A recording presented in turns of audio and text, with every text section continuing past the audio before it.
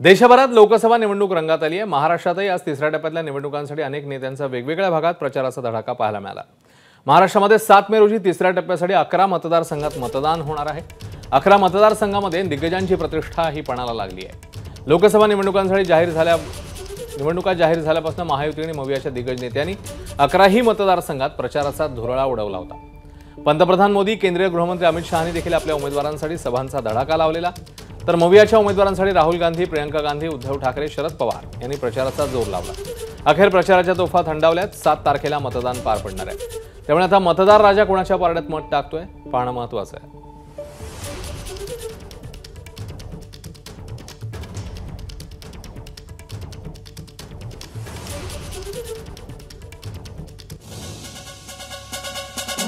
कोणकोणत्या ठिकाणी आता 11 मतदारसंघामध्ये 7 तारखेला मतदान होईल ते आपण बघतोय। सुनेत्रा पवार विरुद्ध सुप्रिया सुळे, बारामतीतली ही बहुचर्चित लढाई राष्ट्रवादी अजितदादा गट आणि राष्ट्रवादी पवार गट यांच्यामध्ये।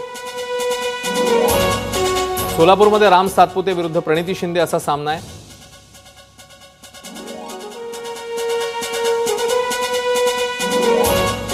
तर माढ्यामध्ये भाजपचे रणजितसिंह निंबाळकर आणि राष्ट्रवादी पवार गटाचे धैर्यशील मोहिते पाटील मैदानात आहेत। साताऱ्यामध्ये भाजपचे उदयनराजे भोसले आणि राष्ट्रवादी पवार गटाचे शशिकांत शिंदे यांच्यामध्ये मुकाबला होणार आहे। सांगलीमध्ये भाजपचे संजय काका पाटील आणि ठाकरे गटाचे चंद्रहार पाटील असा सामना आहे। तिकडे विशाल पाटील यांनी अपक्ष म्हणून अर्ज भरलाय। हातकणंगलेमध्ये शिवसेना शिंदे गट धैर्यशील माने विरुद्ध शिवसेना ठाकरे गट सत्यजित पाटील अशी लढाई असेल। कोल्हापूरमध्ये शिंदेंच्या शिवसेनेचे संजय मंडलिक यांच्या विरोधात आहेत काँग्रेसकडून शाहू महाराज छत्रपती। लातूरमध्ये भाजपचे सुधाकर शृंगारे आणि काँग्रेसचे शिवाजीराव काळगे यांच्यामध्ये लढाई आहे।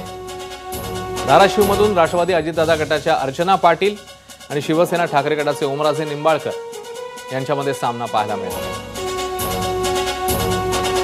रायगडमध्ये राष्ट्रवादी अजितदादा गट सुनील तटकरे विरुद्ध शिवसेना ठाकरे गट अनंत गीते।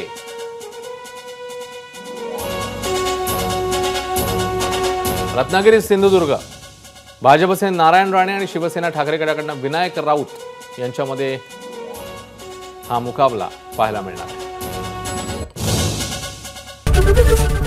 एबीपी माझा, उघडा डोळे बघा नीट।